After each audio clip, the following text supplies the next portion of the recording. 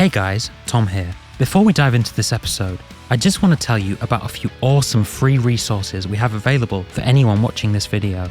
Firstly, if you head over to my website, thomasbrettmixing.com, you can download a free 70-page ebook I've put together called Mixing Simplified.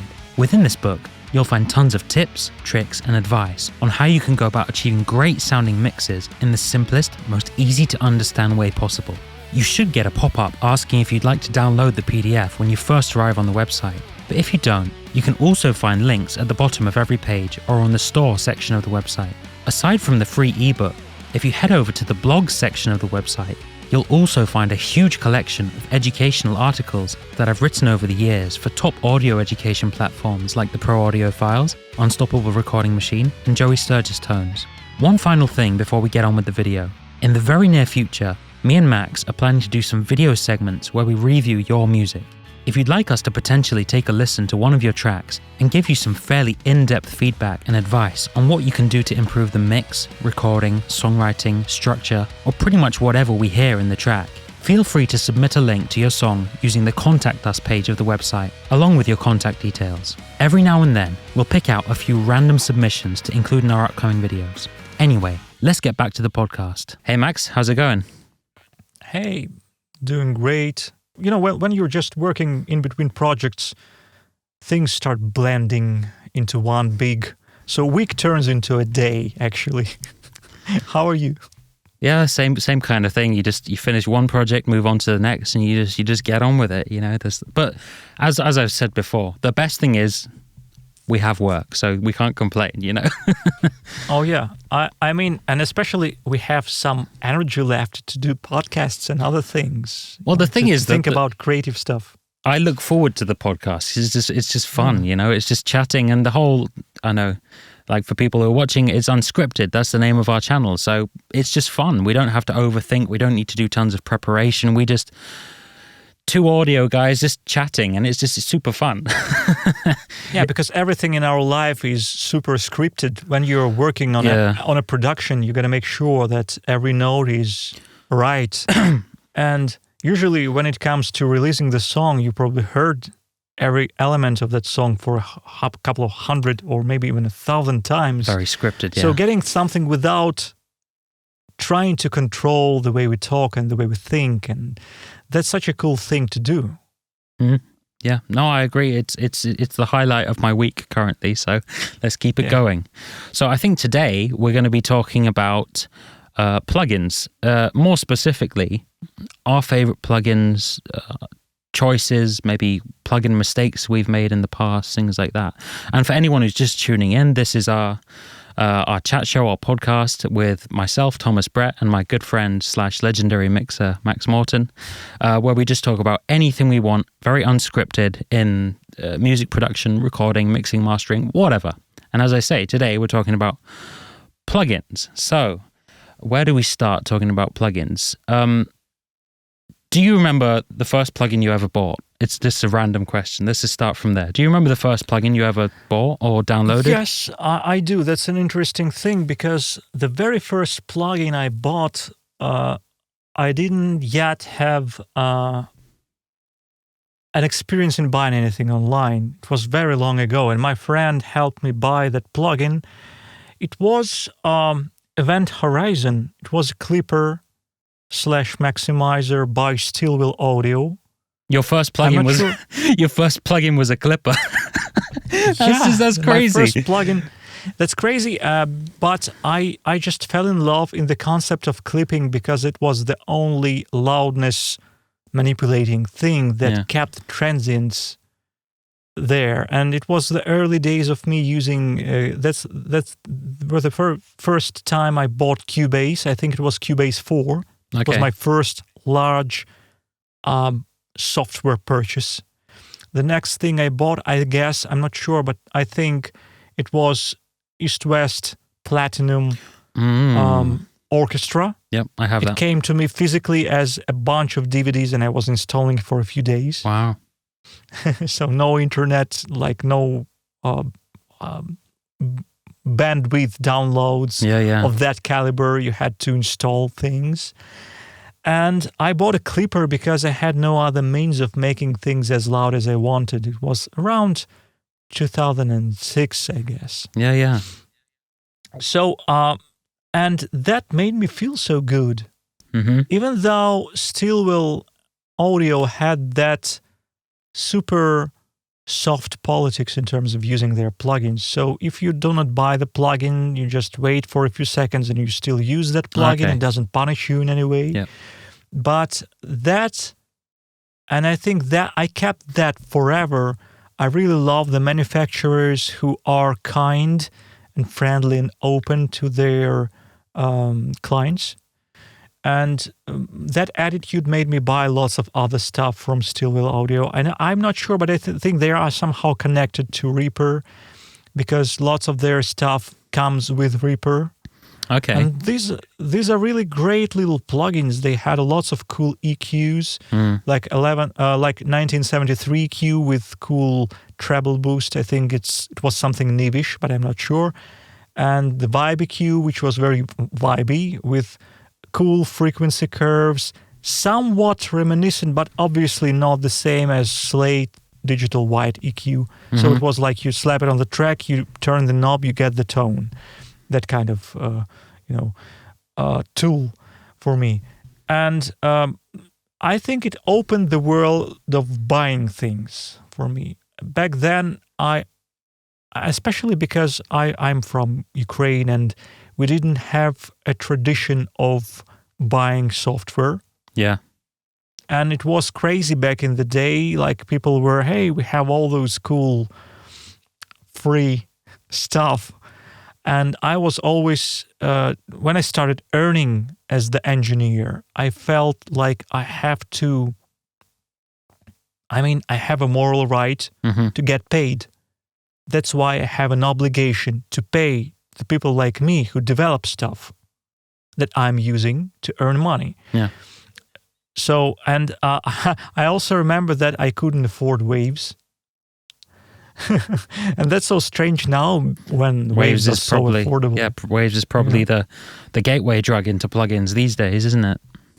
Yeah, that's true. Yeah, no, but it's What very about you? It's interesting. I just find it crazy. The first plugin you ever bought was a clipper because that's like, I think for most people that's like the final plugin that they get and they learn about how clipping works, and it's like this dark art. I think we talked about it in our recent mastering episode. But for me, I think that the first plugin I ever bought was Easy Mix by Toontrack. Oh yeah, because that's like such an easy plugin to cheat your way into starting to mix, But if you've ever used the Easy Mix plugins, they're basically like presets. Each individual patch is just a preset with very limited tweakability, and they had some. I won't crap on Easy Mix because it was very helpful for me when I was first starting out. Because although it might not be the best way of learning, because you're basically just using other people's presets, and that's just like your kick drum is not going to be the same kick drum as Andy Sneap's kick drum. So if you put this Andy Sneap kick preset, it's probably not going to sound the way it was intended to sound, but it can still give you a good idea of what they're doing. So, which is what I'd do back in the day. I remember the first plugin I ever bought was probably Easy Mix, and a pack by someone, I don't know, some famous engineer, I can't remember who, but the thing I would do, I remember, is I'd run like a sine wave, or there was a plugin, I can't remember what the plugin. Oh, Waves Q Clone. You ever use Waves Q Clone? Yeah, I think I'm not sure I remember what it does, but I remember they have those plugins that help you almost like capture the curve or something. Yeah, so with Waves Q Clone, it would send a signal into a plugin and then compare the input and the output and give you a graph, basically. So it's kind of like like you've got various plugins like this. But the good thing is I could send this Q Clone signal into something like an Andy Sneap snare preset on Easy Mix, and then I could see that he was boosting 8 dB of 8 kilohertz, and 5 dB at 200 hertz or whatever. And and that would, although I wouldn't necessarily always use Easy Mix as my preset to actually do that stuff, I would use it as a learning tool to learn how the plugin was working and be like, okay, maybe I should start boosting 8 kilohertz on my snare drum, and then that's how I eventually started learning to actually do this stuff for myself, So, but yeah, it was Easy Mix and after that, it was probably when Slate was first starting out, some of his first plugins. I think his first plugin was either Tape Machines or it was Virtual Console Collection. Virtual Console Collection. I think that was. I think it was that, and I remember disliking the concept a lot because among all things, useful things you could release, you're releasing that. And although so many people can really hear what it's doing, I'm still not sure if those people are hearing the action of those saturation plugins or loudness boosts they're giving. And I don't want to sound like a smartass, but I was tricked into buying Slate Tape Machine because of that. No, there is Throughout the years, obviously, when I first got them, it was the marketing that obviously won me over. Something like Virtual Tape Machines will add like a dB of difference in volume, and they probably could have matched that bit better. It's maybe a little bit of a trick going on there. But when you actually get into the nitty-gritty of actually trying out the different presets, and your hearing develops, you can hear the differences a lot more. And like for years, I've even recently, I do love like Virtual Console Collection on SSL 4K setting.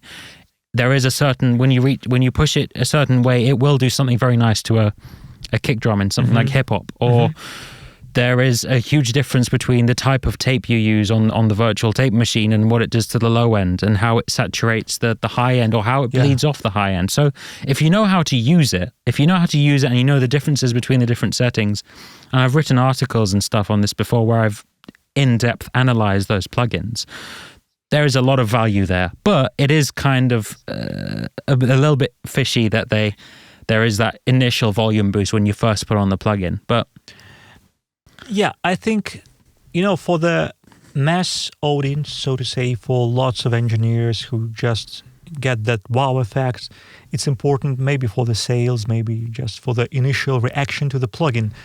But of course, the people who understand how these things works, especially, I think those who were mixing, the old engineers who've been mixing in analog a lot, and they're missing that. They are using the analog behavior to shape their mixes. Without that, their mixes are incomplete. For them, it's important. Also, genre dependent, as you said, some bassy, meaty, synthesized tones might benefit more from things like console and tape emulations that are maybe a little colder and a little duller by their own, compared to things like distorted guitars or a super snappy snare that... Of course, you can tame the transient a lot, but you can also tame the transient using a clipper, and maybe it will sound even better. And that was my personal approach. That's probably what I'd say now, knowing a lot better than when I first bought it. Which was when I first bought it, I barely knew anything. I was a huge beginner, so I was kind of looking, as you do as an amateur, looking for that magical thing that's going to fix everything, fix all your problems, and it is absolutely not that. Any kind of tape machine or any kind of console saturation emulator, any of this stuff, it's not going to fix your mix. It's going to do that tiny cherry on top. Let's say you have, which is how I used it for years. Like I wouldn't, even on big successful mixes, I wouldn't use it on every single channel or everything. It's just when I finally get to the mastering, if I feel like, maybe the kick could have a tiny bit more low end. And we talked about this in our mastering episode, where you can do something like, instead of EQing on the channel or whatever, you can put something like a Pultec EQ and not even turn the knobs, and you get some extra low end. Yeah. It's a similar kind of thing. I know that if I put in my VCC Master Bus plugin on the SSL 4K, it's going to give me a little bit more punch on the kick if I push it a certain way. That's just something I know. It's just a tool. Or I may not need it, and then I won't use it. Like I might just use an L2. I might just use a clipper on the mix. But yeah, there were. By the way, yeah. By the way, speaking of emulations, I have a few things I love. I'd like to recommend. First off, Waves NLS is really cool. NLS for tracks, at least. I haven't tried on bosses, but sometimes on tracks, especially on vocals, they give that little cherry on top that somehow I find really pleasing after all the processing. And another cool thing, among all the tape emulations I've tried, and I've tried lots of them, there's something special, at least for me, in Tone Booster's Real Boss. It's not a super popular manufacturer, but there is nothing like beautifully animated moving reels of tape and shiny bulbs and everything. But the models of tape they have are a wider array of tones that give you a totally different mixing feel when you're mixing through them. So, for instance, they have a kind of tape that really does something beautiful to the low end saturation. That's not just boosting the low end, but it sounds gluer and fatter. And I use it a few times on the mixes. And when you turn it off, your mixes just lose all that weight. And I cannot directly fix it with other tools. It's not just one tiny EQ boost. It's a combination of things. Really nice plugin that worked. I'm not using it 50% of the time. I'm using it maybe 10% of the time. But when I do, they really shine. I actually use it on my song on Through the Never single I released many years ago. But it helped me get a completely acoustic kick drum punch really deep and nicely. Almost like a spiff, but obviously not a transient shaper, just something beautiful happening to the saturation of the low end. So again, the same as in everything else, I think it's important for every one of us use this beautiful diversity of plugins these days. There are so many manufacturers we don't know about that might do something special for our own taste. Yeah. Well, it's interesting because it's like, I'm sure both of us have a huge collection of plugins, and like we don't use, there's a lot of stuff, okay, I wish I hadn't bought it, but sometimes I will, my mix will be missing a certain thing and I don't know what, and I'm just like, yeah, I'll try that one plugin I didn't use and it will fix the problem. For example, I haven't really used a lot of tape emulation stuff for years. I used to use it all the time on mastering, but then I just stopped doing it for whatever reason. And now, but sometimes I'll put something like, is it J37, the Waves one? There is one called J37. Recently I did a kind of Michael Jackson-y kind of vintagey R&B, kind of song for someone. And I was just like, it sounds all good, but it just doesn't have that old school vibe. It sounds a bit new. So I stuck the J37 on the master and just tweaked some settings, and it gave it that little extra mid-rangey kind of crunch thing that just like perfect, absolutely perfect.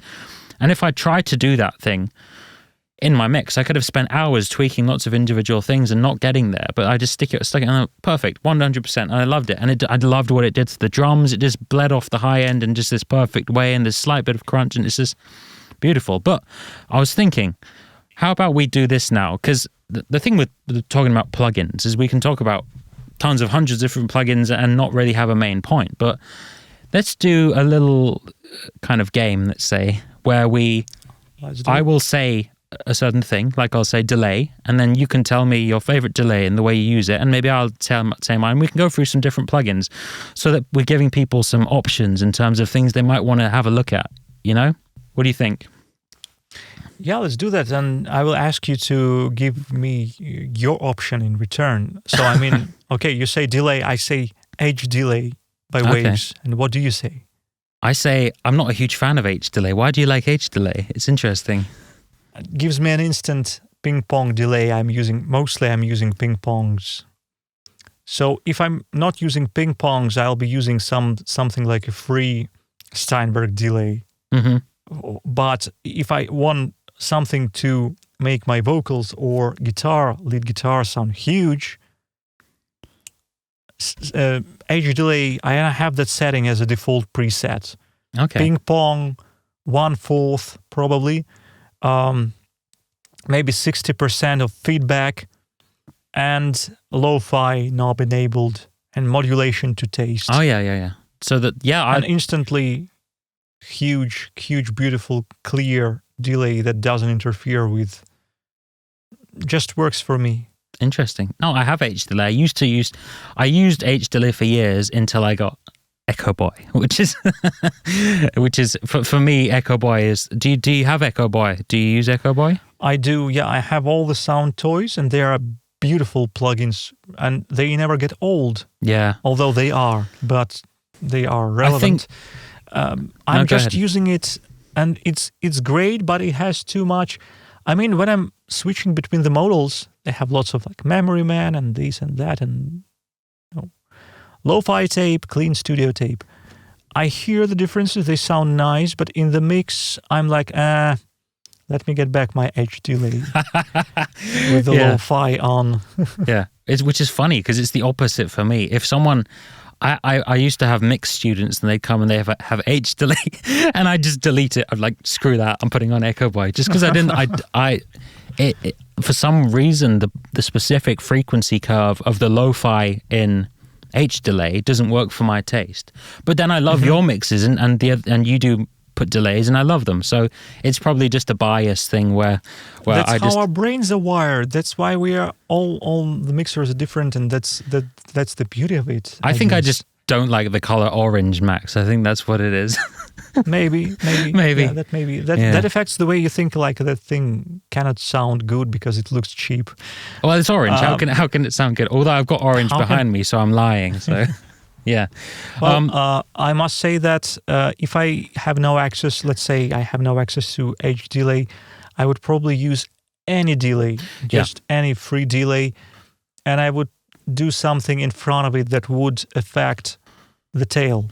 Well, that's something like a lo-fi, maybe some amp and a compressor or something like that. Well, that's the thing with delay. You know, if you have a completely clean delay, which any DAW has, like the Cubase delay, the Pro Tools delay, whatever, then you can just stick an EQ or a saturator in front of it and then just tweak it to however you want anyway. Modulate the delay, then slap a little bit of reverb on the tails and you'll get a beautiful delay. The delay itself is going to be exactly the same regardless of which DAW you use. It's just going to be a clean delay probably, and then you can just filter it. So it doesn't really matter. Exactly. But I love Sound Toys plugins. I've been using them for years, as you say, and they are, for me, they're like one of those plugins that just... Echo Boy will never get replaced for me. Never, ever. You know, I just don't... How could it get replaced? Delay is delay, and Echo Boy gives me all of the tools I need to shape my delay. So how can you possibly improve on that in my mind? You know, like... So... Yeah. I mean, that's exactly why I'm just saying edge delay, because I usually... I'm not getting crazy with how I...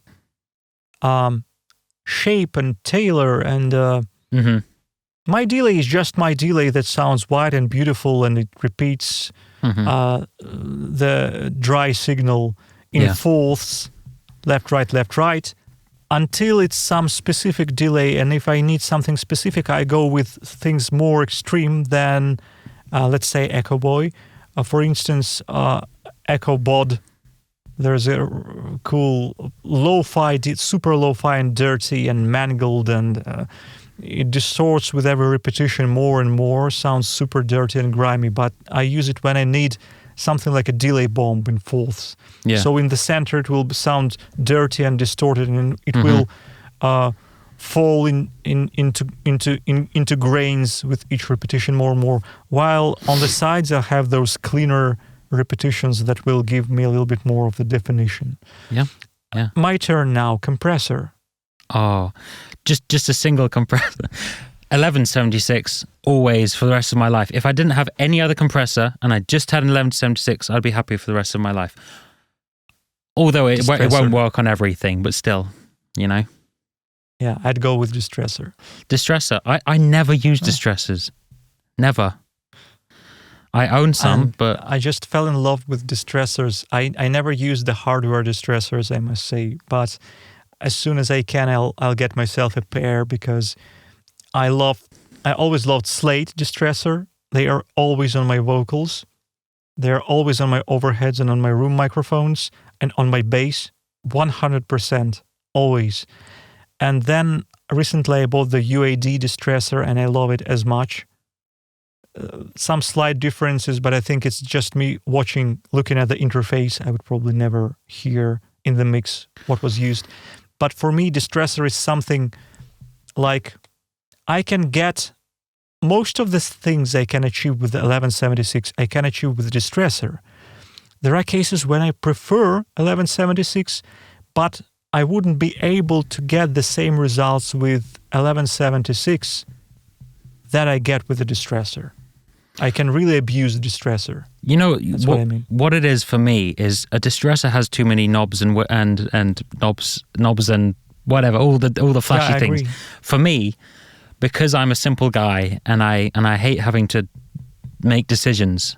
Or do I want to use that setting? Nah. For me, it's just 1176 is just one knob.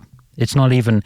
I don't even think about the attack and the release most of the time, unless I'm trying to do something specific like compressing drum room mics or something. But most of the time I will just leave the fastest release, attack at 3, which is, there's not, with something like 1176, you can't really screw it up that much anyway, because the difference between fastest attack and slow attack on 1176 is between 1 millisecond and 0.1 milliseconds, so you can't really screw it up that much, so if you've got the attack in the middle, you just boost the input and just, that's it. There's not many choices, which is why I love it. And as I say, if you want to do something if you want to have a super fast attack on to really compress room mics or whatever, you can do that. But it's just simple. So I'll just use that on pretty much a lot of stuff, and then just parallel compress if I need a little bit subtler of an effect, But I like the sound of distresses. I just just avoid having too many options, just to keep myself don't on get track. me wrong in this aspect. I mean, I'm using 1176 plugins a lot, and I also have a modded 1176 in hardware. It's not an expensive one. It's just warm audio, but it's been modded with most of its, stuff inside, intestines replaced. Because once it broke on me, and I brought it to a super expensive technician. And he said, everything that's inside is bad, so I will just rebuild it for you. So now it's been rebuilt. Wow. And I'm using it to record vocals always. And when I do, I usually slap it up to like hitting the needle, flooring the needle 20 dB. Wow. And it sounds good. So, I mean, 1176s are amazing. And especially when you're mixing snares, that's what I didn't do before. So before I was always using SSL or SSL styles compressor, style compressors. But recently I realized that I love how 1176 behaves after SSL. So when you have that huge transient, slow attack on the SSL, and you want to shape that attack. So you want the next compressor to grab a portion of that attack, something really fast, like 1176. And that's when you can hear the behavior of attack, although it's a very, like a fraction of a second, right? As you said, 0.1 to 1 millisecond. Yeah. What can go wrong? Well, when you're doing things like snares, you can really hear the snappiness of what you're working on. Just a fraction of the transient. And then when you shape it to something of semi-distorted compression, and then you mix it like 30% or 50% of that 1176, that's when it really shines for me. And also, just to finish my portion of rambling about 1176, I love Slate's virtual mix rack. It has a few 1176s in it. The Monster? And it has that. a dark blue. Yeah. Oh, that one is cool. That one is a totally different topic to discuss. Really cool. All buttons in is actually a really cool thing to work on. Yeah. Especially when you're like blending 5% of it, but sometimes it changes the perception of the source. I do a lot on vocals, like 5% mix of extremely compressed, snappy, all buttons in compression. Mm-hmm.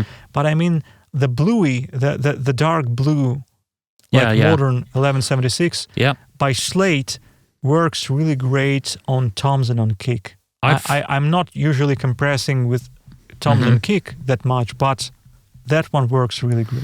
No, I'd forgotten about that one. I remember when that came out, I was using that and I loved it.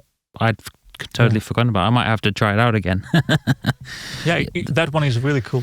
Yeah, but an interesting thing, just to give people also a little bit of information, like a little bit of advice as well to do with compressors. Like we say, like, oh, if we could just choose one compressor or whatever, I say 1176 and Max says Distress or whatever. But the truth is, I couldn't actually do a full mix with just an 1176 because, like you say, SSL style compression on something like a snare or a kick, and I'm like, yes, definitely. For me, that is the way to go in terms of, because with like a slow attack on an SSL compressor, you're getting, I think it's variable, but I think it's like between 10 to 30 milliseconds of attack compared to the 1 millisecond of attack on the 1176. So there's going to be so when you say compress a kick or compress a snare to someone, it's also important which compressor you use and how much of an attack it has, because like there's a big difference in sound between if you compress a snare with 1 millisecond versus 30 milliseconds, or you can combine the two, like Max says.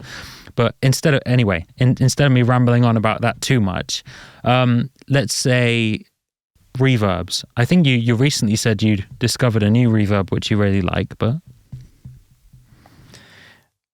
No, that one is a hard one because there is no single reverb that does everything. In context of music we are working on in 21st century. Well, go for multiple if you want. No worries. I would probably name 2 or 3, and I will start with the one that comes into my mind. Like the first one is Soft Tube Tsar 1R. It's 1R. It's quite a limited in terms of tweakability.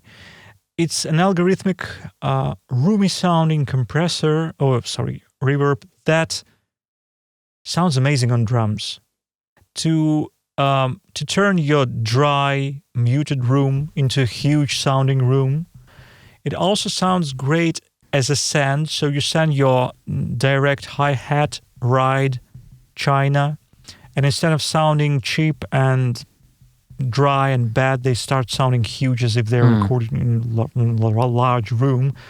Also, I used it in a scenario where I needed a roomy glue for the whole band. So it was a hard rock band that sounded like AC/DC or something like that, and you only had one reverb on the whole band.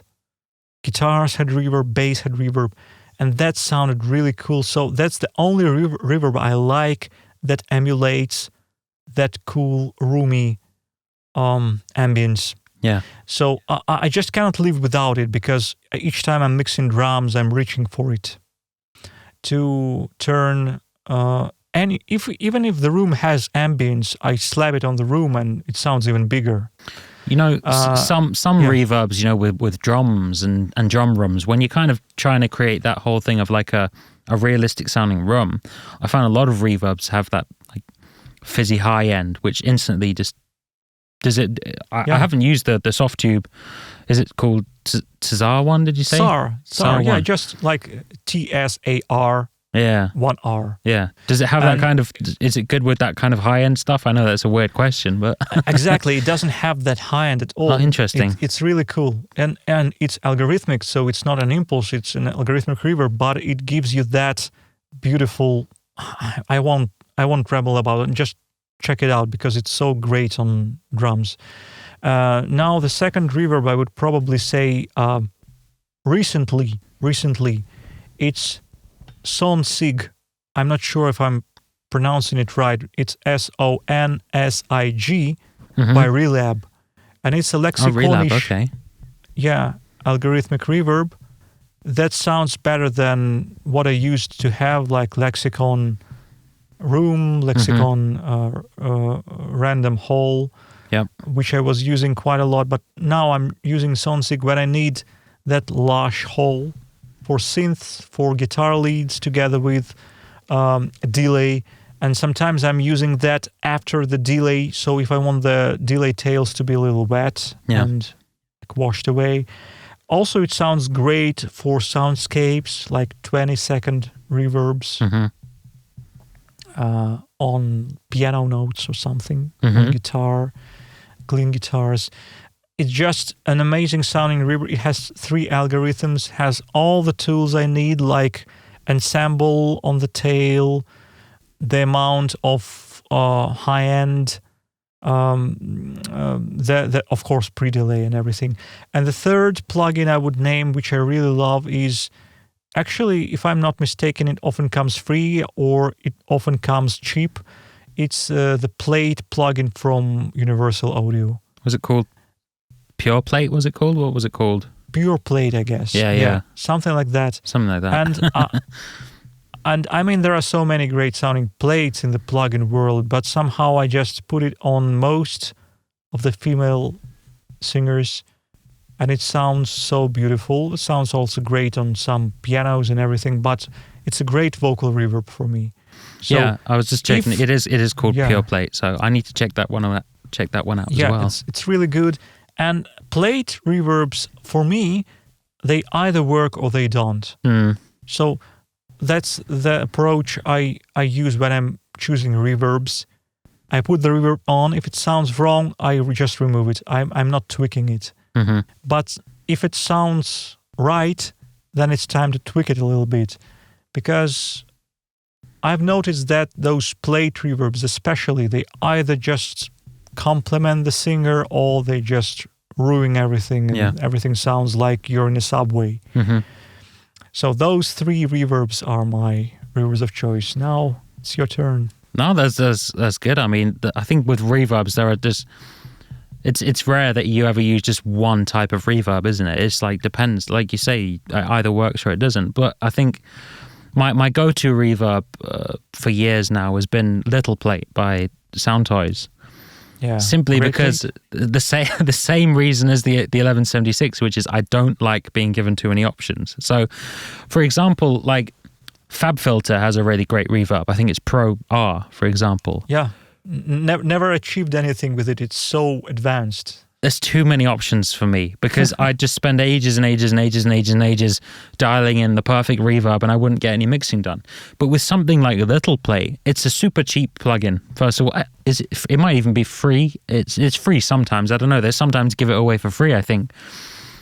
It's 2 knobs, you know. You've got obviously you've got the mix knob, you've got the time, which is how long it is, and you've got a low cut filter, and that's it. And a modulation, Modulation, maybe you've got a modulation. I don't know. I never used the modulation. Yeah, maybe. Oh yeah, just a modulation switch, I think, which you can turn on or off. But it's just, for me, a lot of my plugin choices are something I like. If I like it, and then I don't have to mess with it too much, and then just go with it, you know. And as you say, if it doesn't work, if a plate reverb won't work all the time, you know, on everything. Let's say you might need a more lush reverb. Plates aren't always that lush. They can sound a bit mid-rangey. They can sound a bit springy if you have a really short plate, and then you might want to use something more lush. In which case, I'd use something like a Valhalla.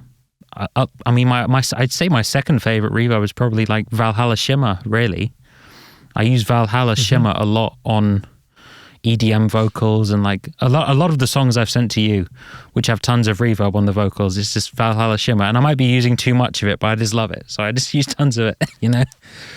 You know what? You just gave me a very good idea. I realized there's probably some logic. I've been mixing super breathy vocals in the project you gave me, and the plate worked great. And then a previous singer, a male singer, has super breathy and super raspy, like, very airy kind of rasp in his voice, like an AOR hard rock singer. Super, super trebly. And again, played worked great. But when you have a singer who has a regular voice like myself, doesn't have that breathiness out there, in these cases, you'd prefer something more, as you said, lush, something like a hall that has more high-frequency content that would sound way too bright and would probably cause some unwanted resonances, something we could probably call high-frequency dirt, as you said, with reverbs on the drums. Yeah. Fizziness, so I guess there's the tendency there. There's the tendency there. Yeah. And Valhalla sounds great. I mean, Shiver and also Valhalla Room is great. Yeah. I mean, Shimmer is actually more of like an effect reverb, really, I'd say. It's something that uses more effects, but I like using it as a main reverb as well, just when I'm got a big, like really, really kind of female vocals, the thin, like the thin kind of AI vocals I send to you. I really like that big lush reverb on it. And a lot of the time with reverb, I mean, I love putting a de-esser before the reverb with with like a 10 dB of sibilance reduction, wideband. So you're sending a sibilance-free vocal into the reverb, just because I hate lisp. Yeah. Same with delay, by the way. It's a good thing to do sometimes. When you want a clean and loud delay, you just make it completely lisp before the delay. And awesome stuff. I mean, that's cool stuff, So I think we talked about reverb. Do you want to pick another? Unless there's anything else you want to say about reverbs. I mean, is it my turn to name a plugin? I guess it's my turn. I think it's your turn. I said compression. You said reverb. Yeah, I'll say EQ. I'm the evil. I'm the bad cop this day.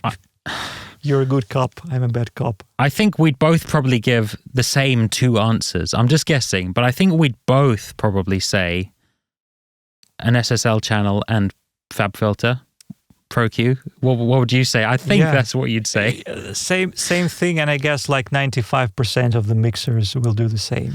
Yeah. That's just two plugins that,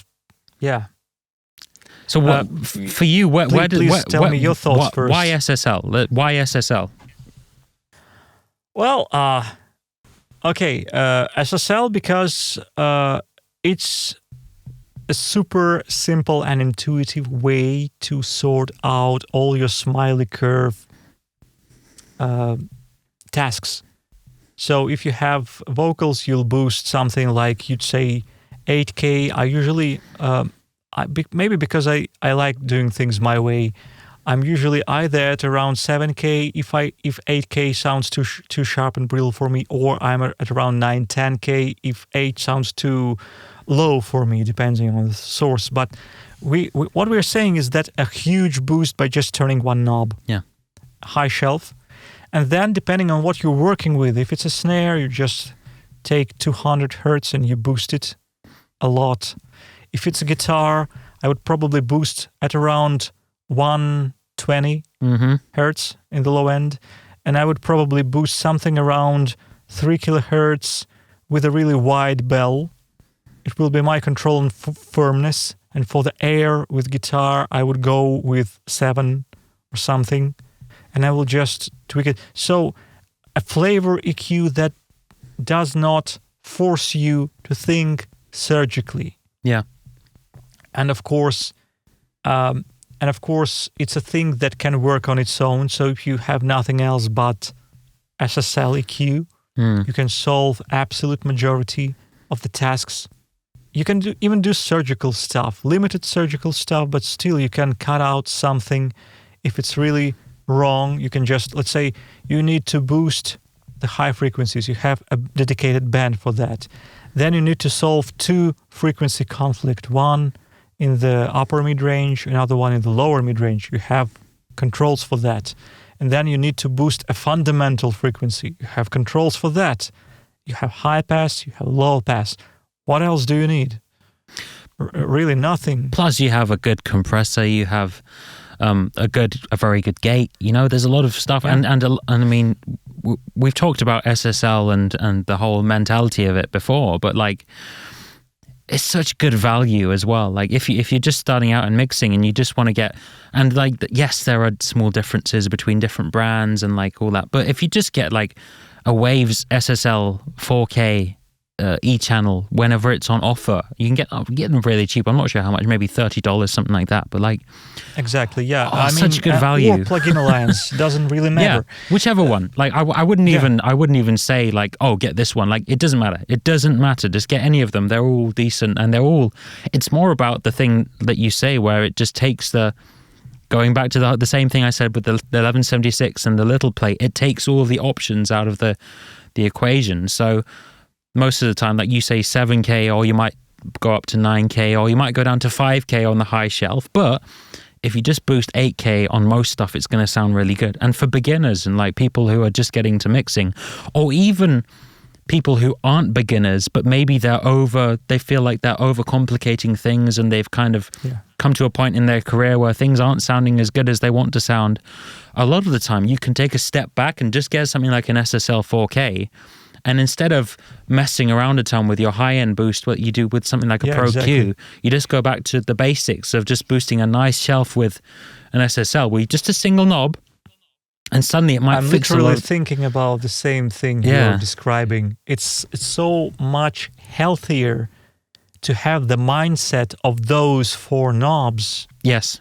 Than this limitless amount of things you can cut out and cut out and cut out. And so having a super powerful surgical Swiss Army knife-ish tool with analyzer, which FabFilter Pro Q is, might lead you to incorrect decisions before you're ready to make those decisions as a mixer.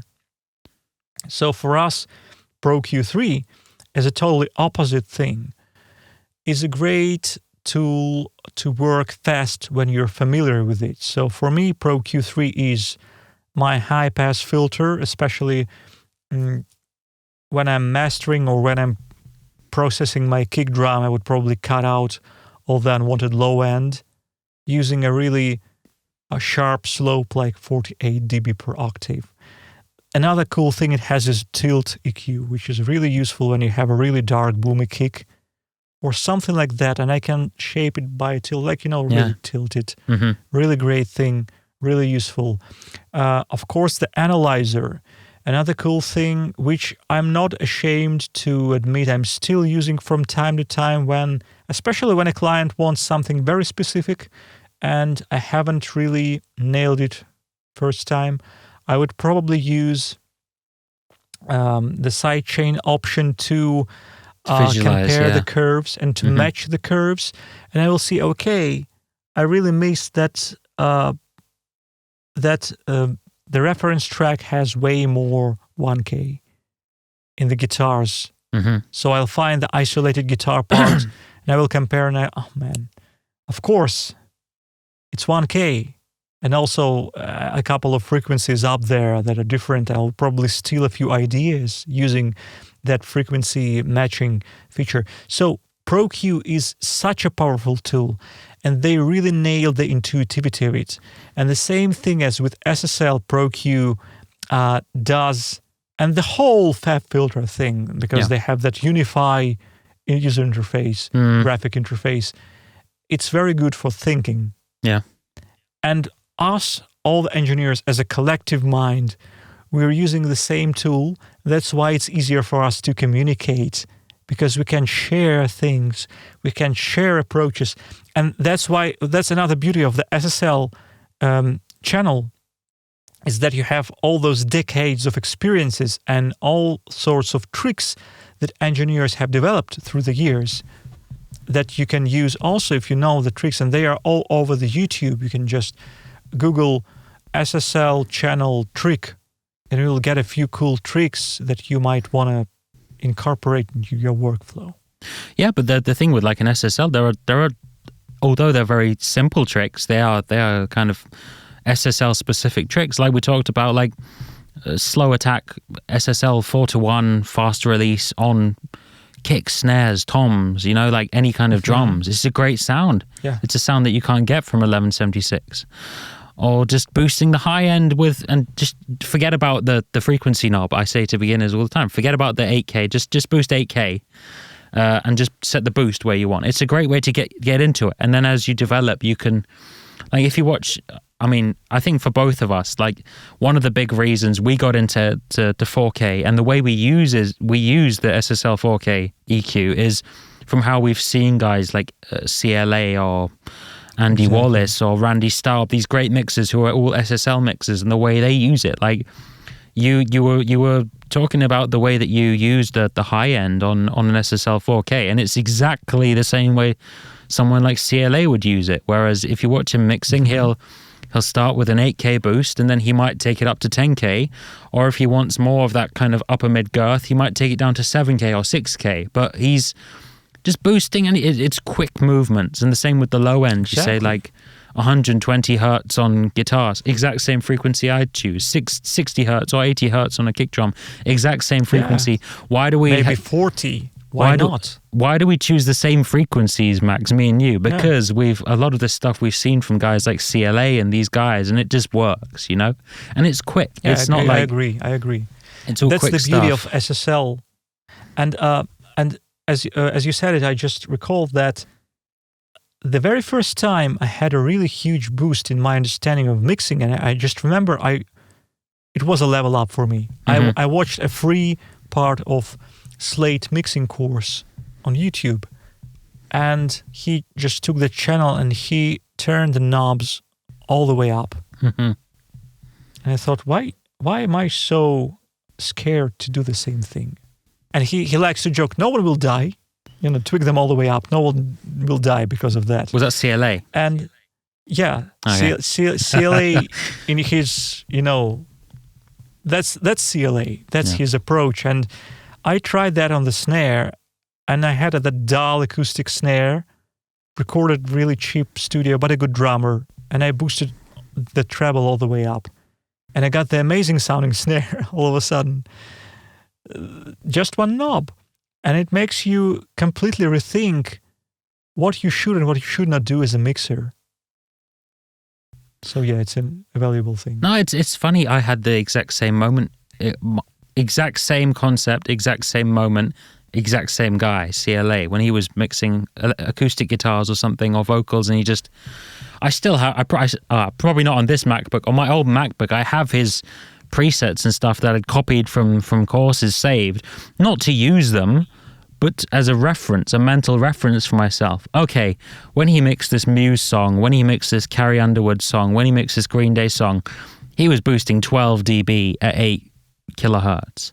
That means I can do that too. I can try and do that too. And if it works, it works. And we've talked about this before. Boosting a huge amount of high end, if it works, is equivalent to doing a huge amount of mid-range cutting, tons of different frequencies and all that.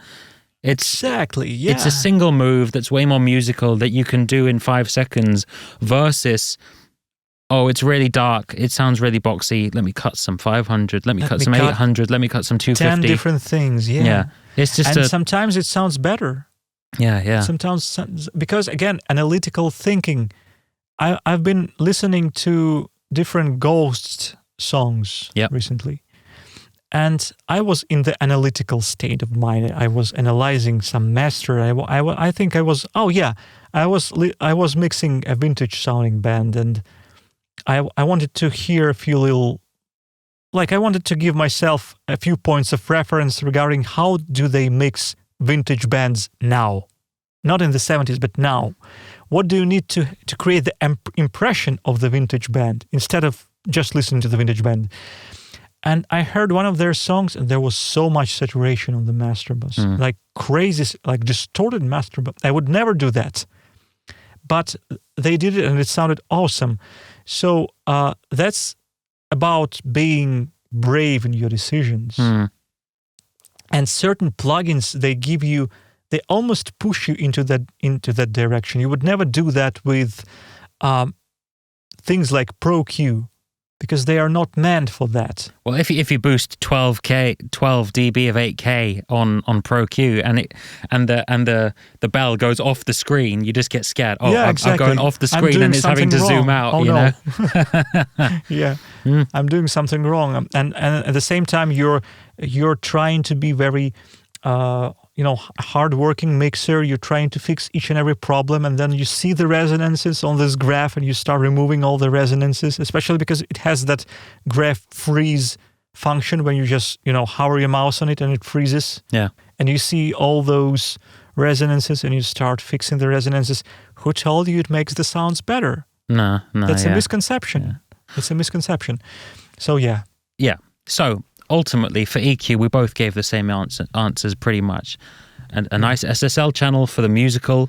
And a Pro Q, we both said Pro Q as well, so we're not going to crap on Pro Q. It's just a different way of thinking. So SSL for the boosting, for the musicality, for the, making things sound closer to what we hear in our head, and then the Pro Q to surgically remove the stuff we don't like, which you can do with an SSL, but you're limited with number of channels, you're limited with how narrow the cues can go, and you might need the visualizer to just quickly, it's a tool, don't rely on it 100%, but you can use it to quickly find a 2K or 2.1K, whatever.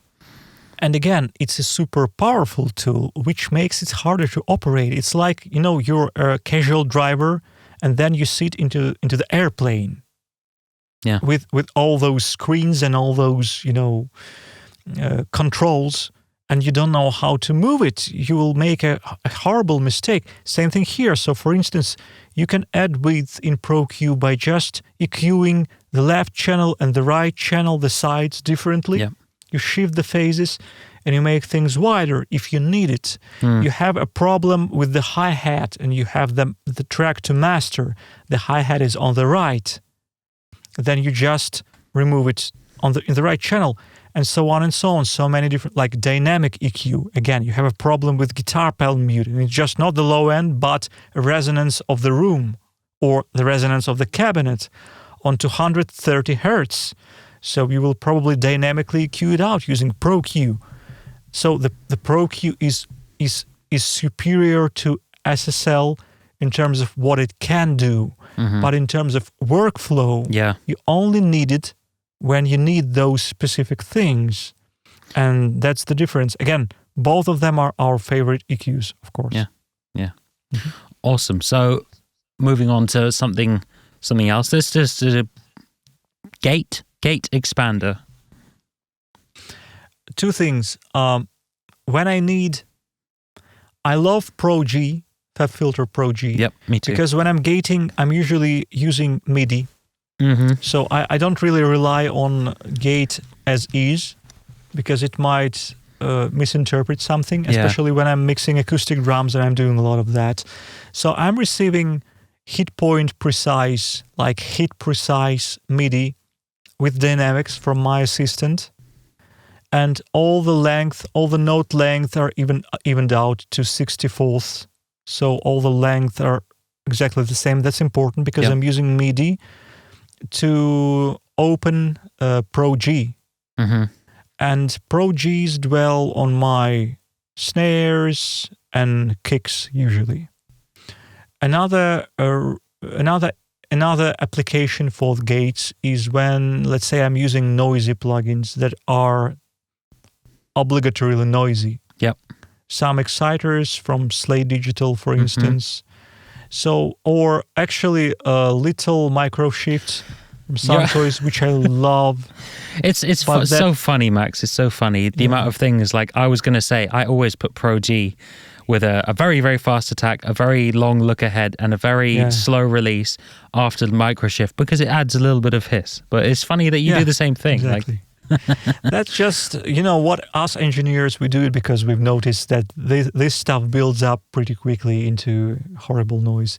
And I'm not a fan of listening to the things above the threshold of pain, unlike some of my clients. Yeah. Or like, Max, there is a hiss when the song ends and I'm trying to hear it and I have to crank it up so loud I cannot bear it, so I turn on the compressor and I'm listening through compressor and there I hear some noise and that's micro shift.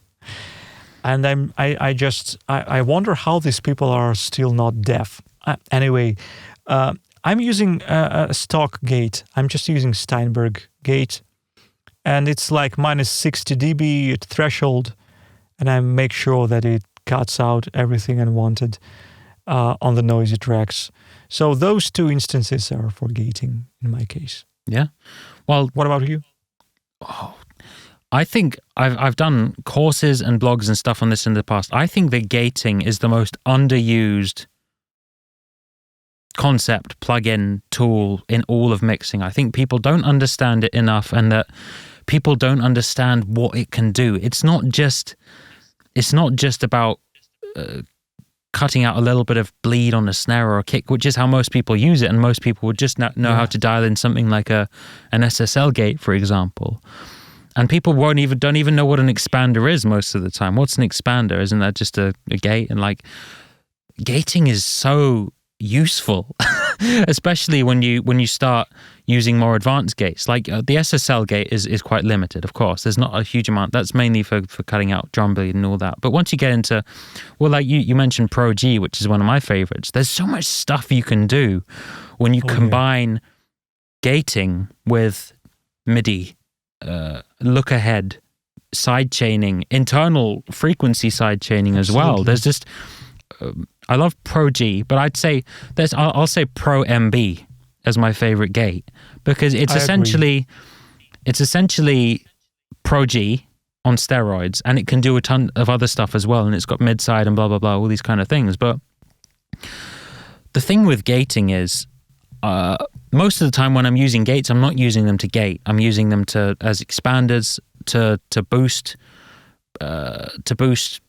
essentially boost the transients or the attack and release, shaping the attack of release and release of specific frequency ranges. So I'm using it in multiband. I think you mentioned doing that as well with Spiff, essentially, where you're using it maybe as like a transient designer is essentially an expander anyway, pretty much. Yeah, in a way, yeah. So an upwards expander, as in. So you're using... Yeah.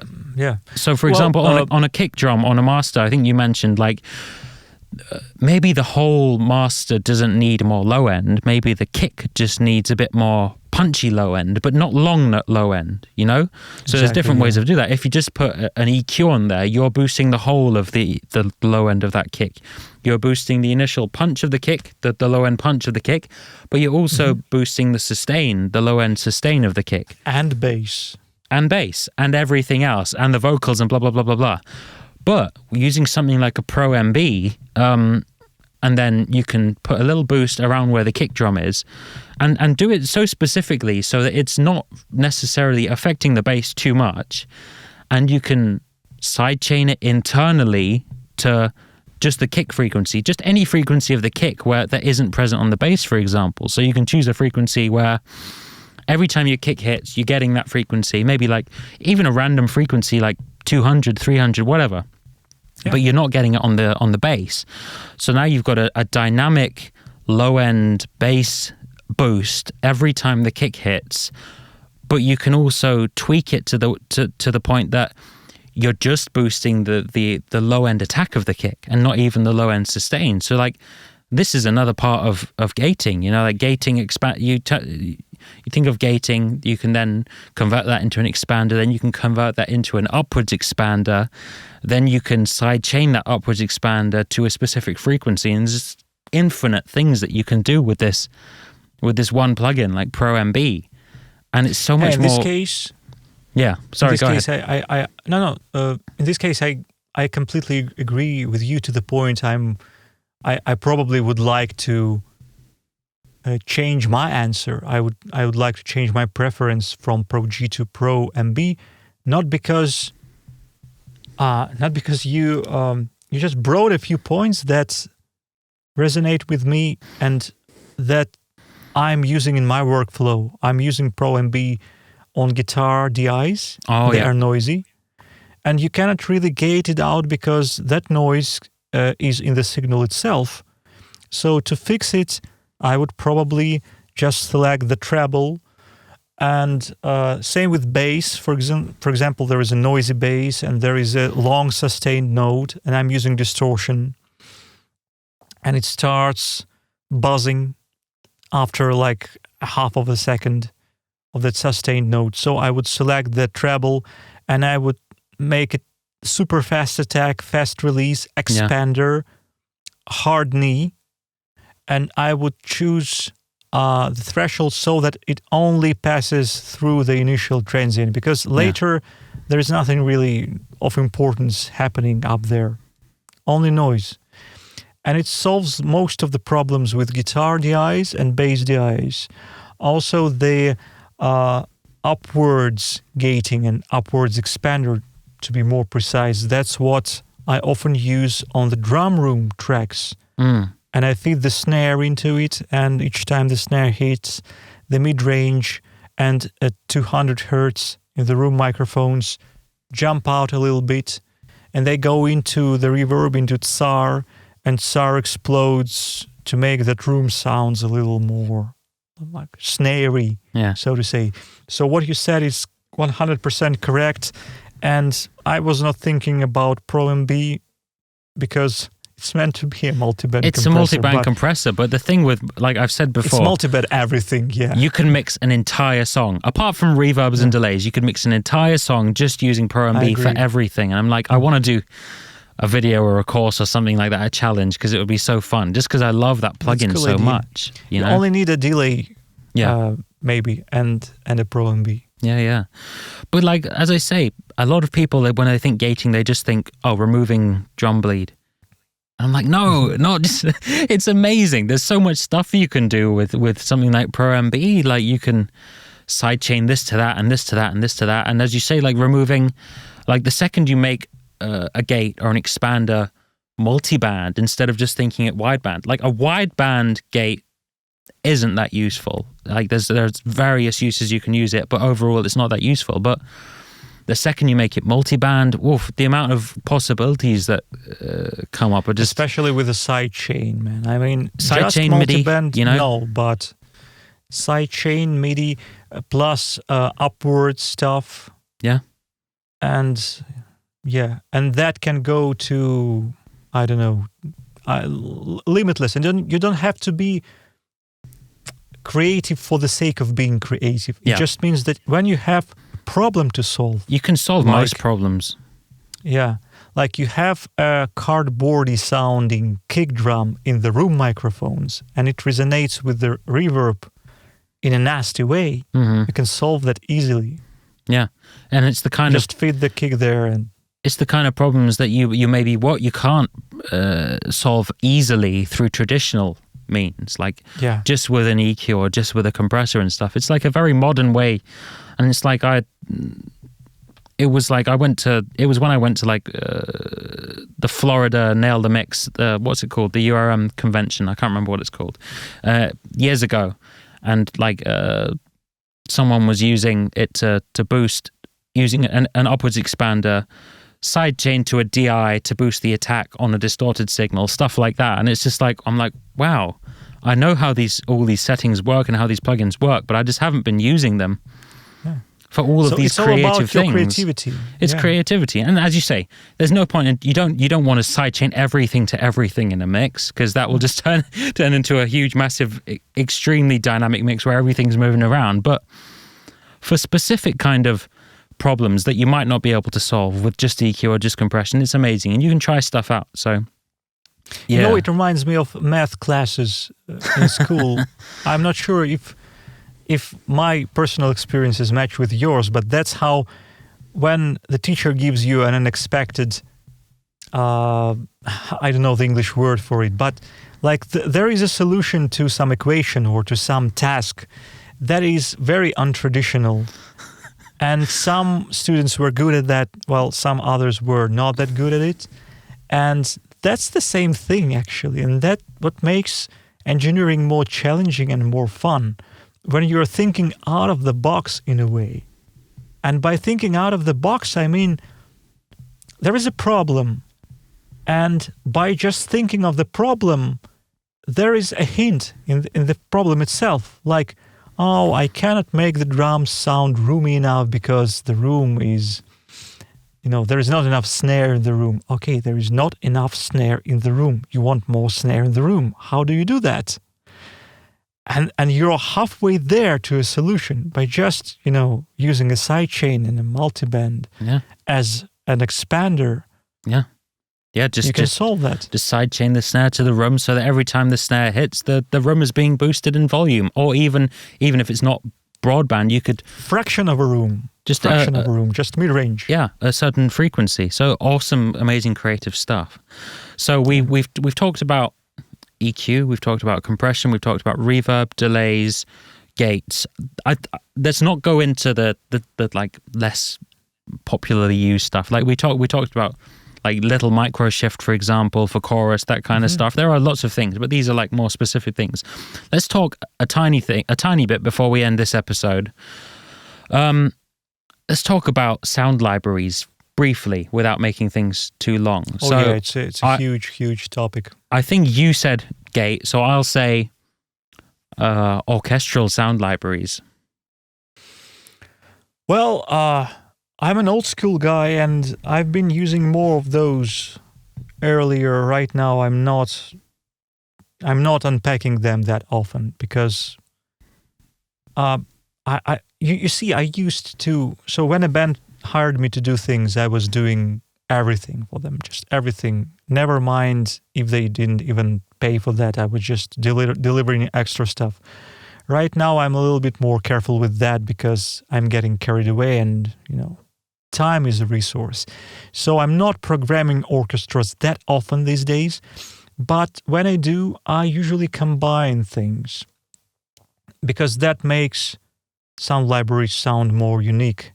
So I'm still using a lot of East-West Platinum. Yep. If you know how to use it, it sounds really cool. Yeah, I have the East-West membership. I love it. It's really cool. Even the older ones sound really good. You gotta use round robin. You gotta program them correctly, and you gotta balance the microphones, and then you'll get some great sounding orchestra. I even I recorded an orchestra that sounded really bad. They played like a live orchestra with the rock band, and I had to blend some orchestra, so I actually blended East-West. With all that programming I had to do, it blended really well. It sounded super natural. It sounded natural. I also used some of the Native Instruments Contact Essentials. That sound really cool. Again, I have nothing. And I'm not into that intricate programming that some orchestrators are. So I'm not using libraries that are super expensive, super complicated, heavy. Yeah. And it's just not, luckily I'm not into that because that's a thing in its own. It demands a totally different, I guess, another lifespan to get good at that. The thing I find with East-West, I'm sure you've done the same. I've tried every single the trials and the different versions of like every single thing on the planet, every single orchestral library, strings, whatever you're looking for. There's so many good options out there. But the thing with East-West I find is it's so easy to use, as you say. Like something like Spitfire, for example, if you're familiar with the Spitfire libraries, they sound very good, but they're much harder to use. It's like I feel like I need to be an orchestral music composer, arranger to be able to use those plugins and get the most out of them. Whereas with East-West, I just find it's really, really simple. And they have options. If you get the membership, for example, of East-West, for people who are watching this, if you get the lowest, like it's fairly affordable, especially if you get it on Christmas or Black Friday. You can get a membership and they have all these amazing libraries and it has everything you could ever need in terms of programming, orchestras, choirs, blah blah blah, all these various things. And I mean, like we did those Christmas songs recently, me and you, and there's like lots of bells and different chimes and stuff, and it's just like anything I could ever need is within this thing, and it's easy to use.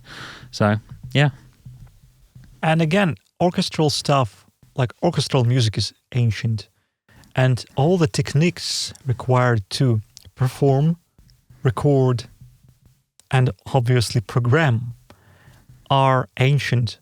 So that's why older libraries are still quite relevant if you know how to use them. Of course, there are great libraries that have those pieces of performances. So if I need a certain loop or a certain progression, I might grab those libraries that have pre-prepared loops. And again, I have like a Native Instruments Ultimate, like the biggest pack I bought a couple of years ago. Yeah, they're good ones. And they're good. There's more than I can. I don't even remember. Yeah, I don't remember the names, but they're good ones. Yeah, too much stuff, too much baggage. But when I need something specific, I grab Native Instruments.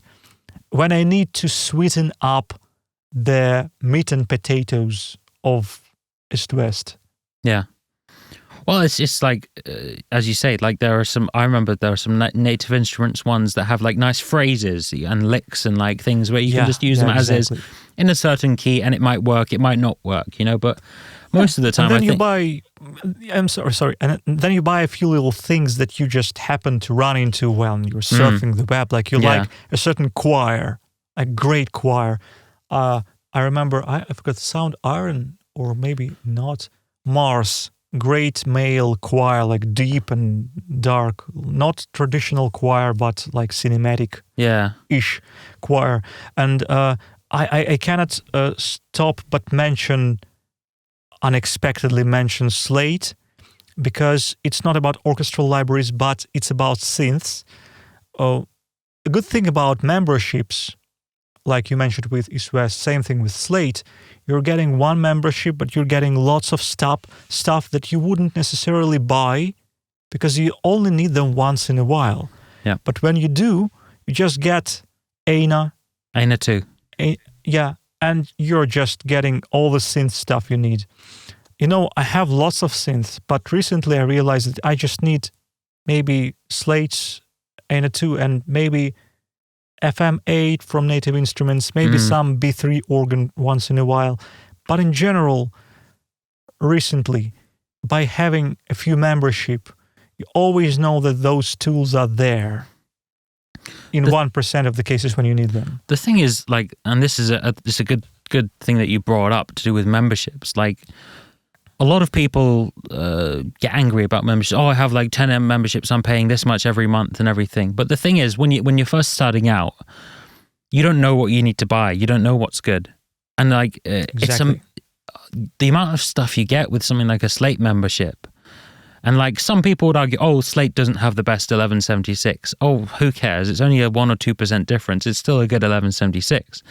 If you get the Slate membership, you're getting access to a huge amount of stuff. You're getting SSLs, Neves, 1176s, distressors. You're getting a really good synth plugin. You're getting tons of stuff. Do you also get Verb Suite reverbs? Yeah, great reverbs, great delays, everything. And it's just like, well, if you're first starting out, paying like $10 a month, $15 a month, whatever. If you get it on offer, as I've said, on Christmas or Black Friday, you can get these stuff even cheaper.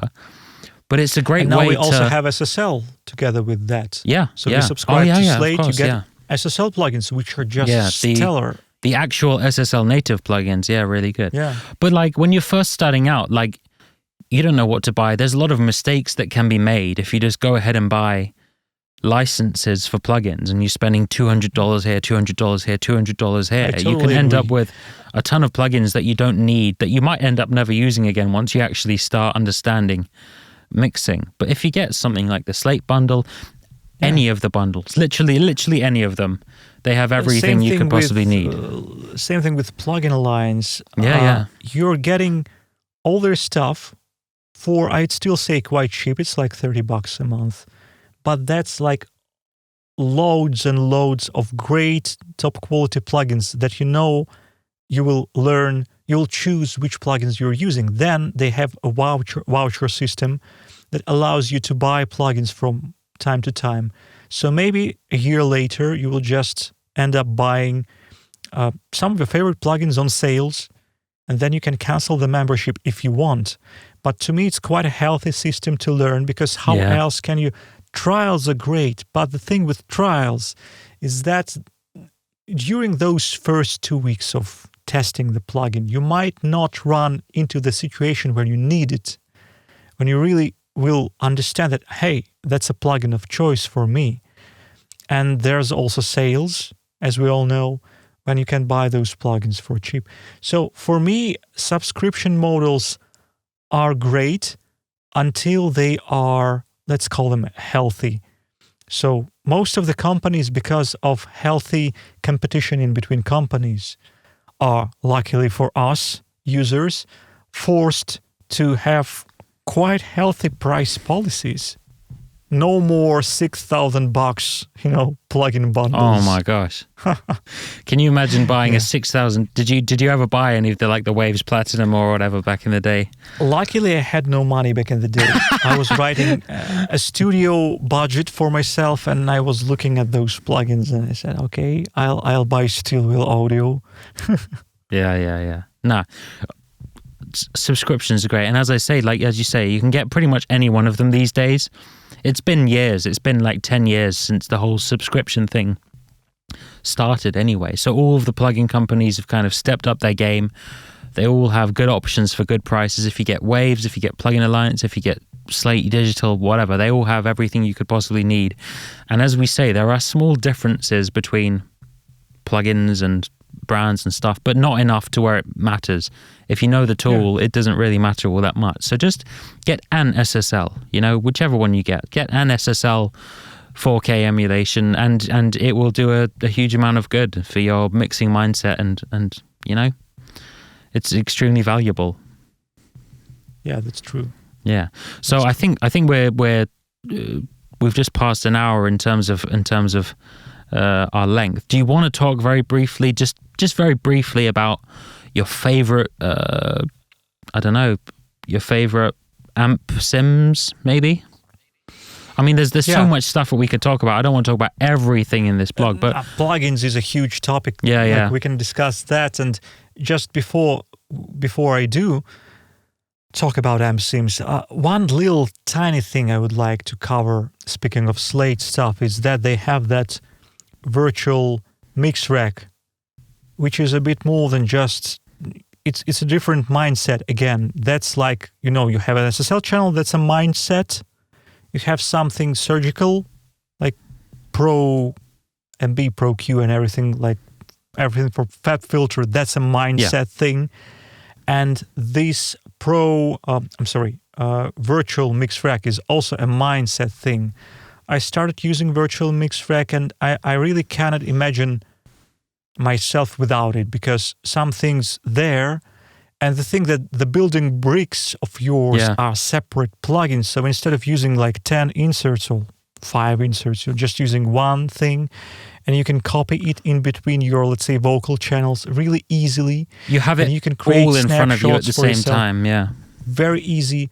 It's like that API lunchbox concept in hardware world, but in software world, and really easy to move around, and it's just good for your brain. Yeah. For your thinking as a mixer, it's a good thing. So Slate all the way, I think it's a great thing for any mixer to at least try it. Maybe it's not for you, but try it. No, Returning to I the agree. amp sims. I agree. In returning to the amp sims, well, I can say that at the moment, I'm a neural DSP guy. I just love neural DSP stuff because it gives me all the options, all the bells and whistles of the amp world, with a few exceptions. So, for instance, I would add to that a couple of bass amps from other manufacturers, like I like Plugin Alliance Ampegs. I really love them. They're great for my taste. And I blend them a lot with neural DSP stuff. So I might use Dark Glass or Parallax and blend them with Ampeg. They actually phase really well. So the polarity, you don't have to play around with polarity and phase to blend Parallax on one track, and the duplicated bass DI with Ampeg will work well. Now, I often switch off their cabinets, because most of uniqueness of guitar tone comes from the cabinets, as we know. Frequency curve, behavior of guitar in the mix comes more from the cabinet than from the amp. So what I often do, I would take neural DSP amp, and I would try something like, I usually use my own impulses. I have several sets of impulses for my studio, and also a couple of sets I recorded for Mercurial Audio, and I blend them until I get the tone I like. And in most cases, it's everything I need. Recently, I grew to love Bogren Digital. They have a few amps and very simple concept that we would probably love. I think you already do. It's I have one them, knob I have them. amps. I love them. Yeah.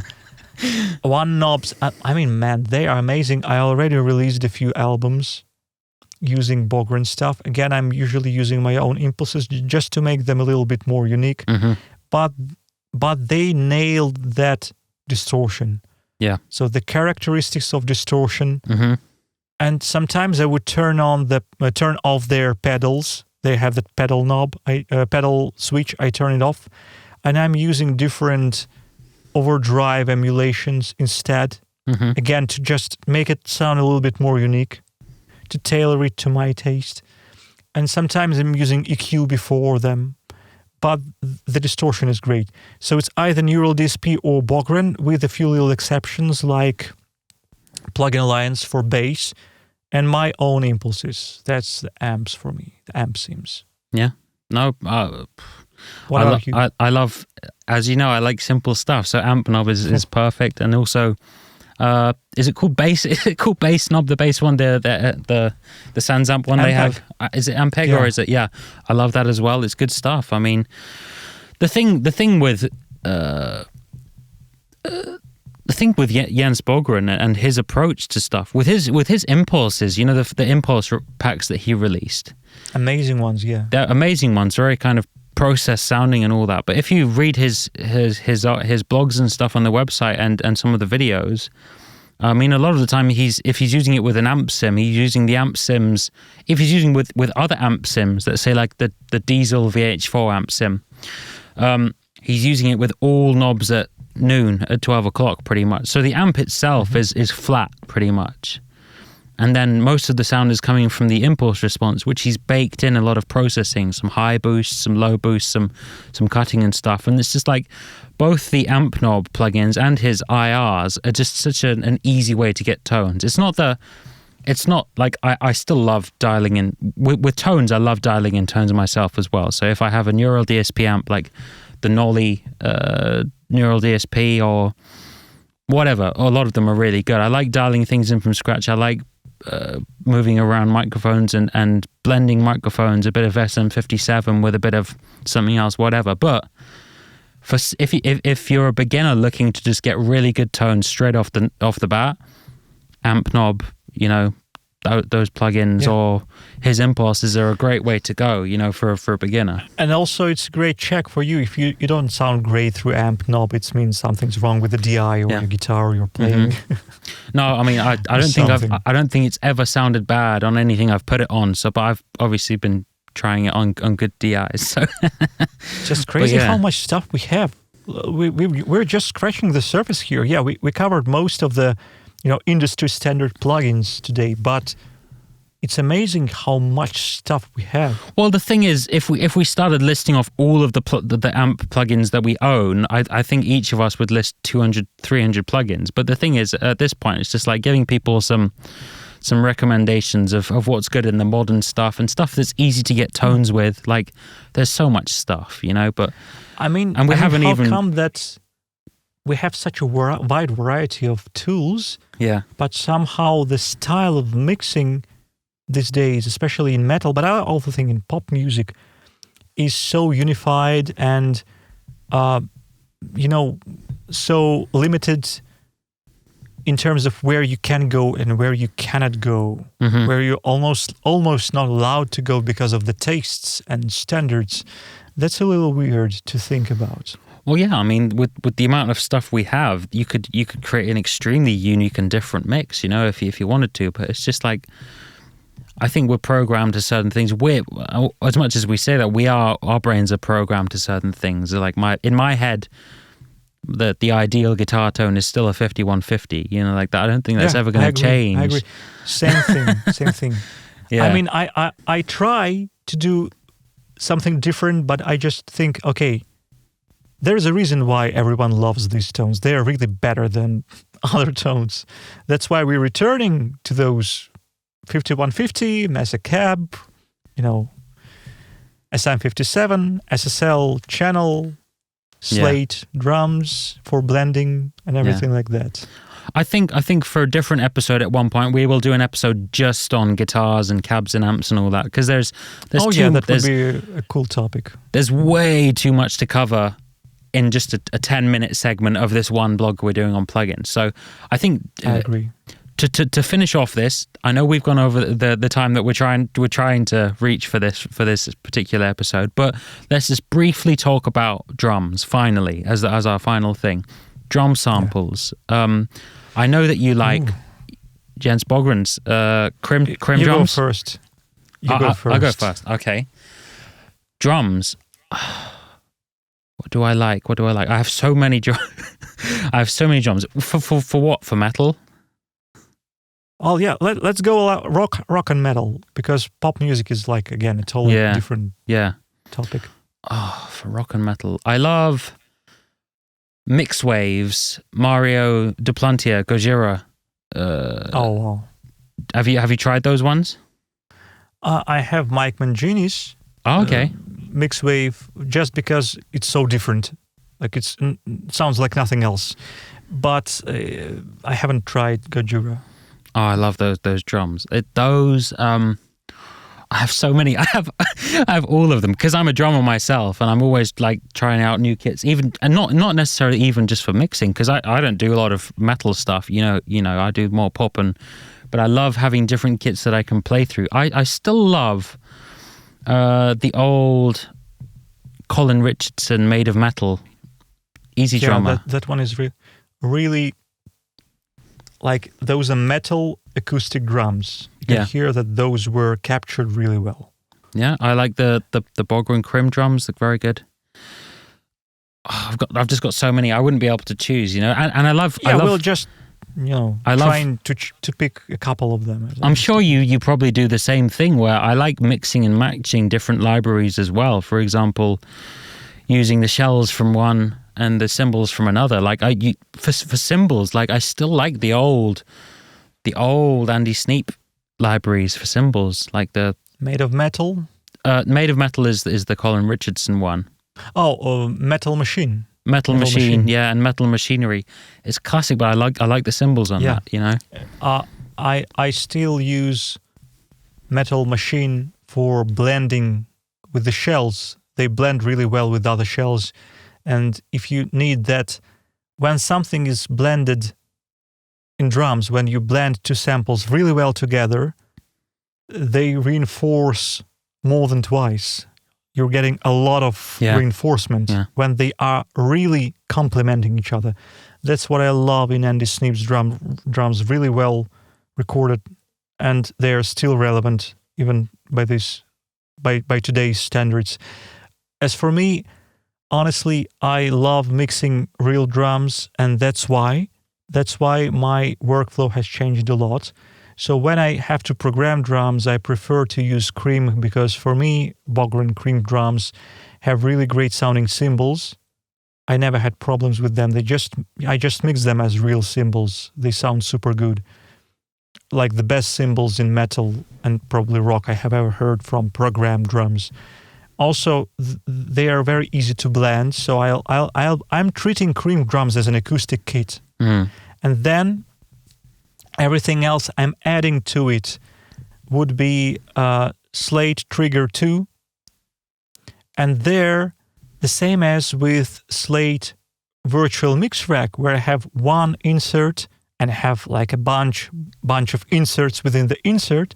Same thing here. I have just one sampler, but I have like lots of layers of samples I can stack together. And I have a bunch of libraries which are just round-robin samples. It may be Get Good drums, also Jacob Hansen drums, which are really, really cool, and they sound different. I've heard them. I don't have them, but I know that they could sound good. sweet sounding drums. Really, they are not heavily, maybe even not processed, so you have to boost a lot of treble there, but they have very rich textures and interesting sounding rooms and very different sounding shells. Then I have a bunch of my own samples that are pre-processed, and I'm using them exactly for blending. I have classic blenders which are super dry, but they are super pokey, and you can just bring... The thing with blending is that you don't have to sample replace. You add a tiny bit of that layer, you still hear the first layer, you still hear cream drums, but it sounds way more powerful. Yeah. You turn it off, it's still the same kit, but less powerful. Turn it on, more powerful.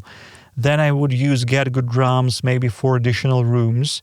I would probably use something like Alessi's drum machine D4, Fat CT for lower drums, or piccolo snare. They have a couple of piccolo snares. So with sample drums, I'm trying to treat sample drums as live drums. That's my thing. Although I have Superior 3, sometimes I would use that instead of cream drums. I would use Easy Drummer without any problem. It's either Colin Richardson or Andy Sneap if needed. It's just that I just found recently, since cream drums came out, that anytime I have to program the drums for a metal band, cymbals just sound like great cymbals. I cannot really recognize that those are cream drum cymbals. Great cymbals. I don't need to change them. And for the rest, for the snare, for the kick, that are that recognizable drum signature elements, I can also always create variations. Great amount of variations just by choosing Bogren samples, Hansen samples, I don't know, Nolly Get Good drums, maybe my samples. There are not so popular samples which I love and I would like to tell about it right now. Mix Berlin. Never heard of them. That guy has some great snare samples that blend in really well. It's like only 5 or 4 hits per velocity layer, but they add so much to the tone. For blending really great samples, I recommend checking them out. So yeah, that's my approach to sampled drums. Yeah, I mean it's similar to amp sims and IAs. There are so many infinite options, and I have all of them. I mean, most of them. I'm sure you have all of them as well. There's just like even libraries that I've forgotten that I own, good ones as well. There's just so many at this point in time. I think with plugins, with amp sims, with drum samples, with literally every single aspect, we are at like. Everything is good. Everything is so good, and there are so many options. So you can just get pretty much anything, anything that's just got a good reputation, and you can make it work. I mean, it's also about the workflow, you know, because like Native Instruments has those amazing libraries, Abbey Road, like amazing libraries. It's just harder for me to fire up and go. Contact. Yeah, Contact. Yeah. I mean, Bogren is also Contact, but somehow it's easier for me to do something using Get Good drums, Morton Massive, or Bogren Cream drums than Native Instruments with those weird mappings, and you cannot just, program 16th kick drum or 30 seconds kick drum and make it sound good. Yeah. No, I think that's the thing with Superior Drummer and Easy Drummer for me. Like I love Crim drums. I love all of, there's tons of stuff I love, but with Superior Drummer, a lot of the stuff is just so simple to program and change things. But I mean, you can use pretty much anything. So I don't know what else to say. I mean, we could go really in depth with tons of stuff. It's just I don't want to make the episode 5 hours long, you know. Maybe one day we will do it's hard to stop, really. Yeah, but we got to try to keep it just because it's better to expand it to the next episode. Yeah, for something specific. I think we will do, in the future, at some point, we will do specific episodes on specific things like guitars, drums, bass, blah, blah, blah. Because then we can give it all everything it deserves. But I think for today, I think we've covered a good range of like our favorite plugins and things we like to use. And I think a lot of the stuff we use is very similar, which is good to know. It means I'm doing something right. Oh yeah, I mean that's how things become industry standards, right? Yeah. So many people find them useful and find them really getting the job done. Like all the compressors, all the sample libraries, all the guitar amps are there for a reason. Yeah. Well, that's how I'm sure, same for you, that's how we chose all of our favorite plugins. You see who's using what. When you see different engineers in different genres are all using the same plugin for a specific process, maybe there's something with that plugin that I should check out, you know? And then you build a library of my collection of favorites is just a collection of favorites of my favorite engineers, you know? And it's just like you build up the lineup, the super team of plugins that will get the job done, you know? Yeah, as everything in our civilization, that's how we build our civilization, actually. Yeah. Awesome. I think that's a good place to end this episode, Max. Yeah, I agree.